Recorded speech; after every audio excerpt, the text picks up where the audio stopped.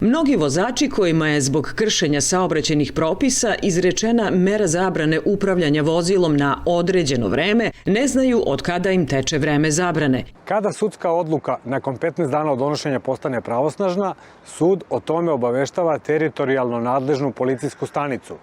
Policija onda upisuje podatke o izrečenoj meri u takozvani registar vozača i u roku od 5 dana trebalo bi da vozač o tome bude pismeno obavešten. Nekad se dešava da to bude i duže, ali takva je procedura.